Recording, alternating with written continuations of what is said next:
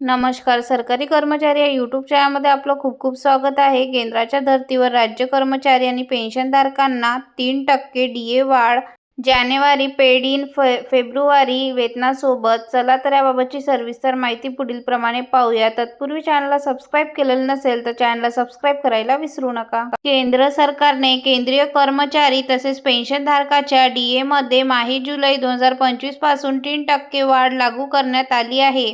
त्याच धर्तीवर राज्य शासन सेवेतील सरकारी, निमसरकारी तसेच इतर पात्र कर्मचारी त्याचबरोबर पेन्शनधारकांना डीए वाढ लागू केली जाणार आहे.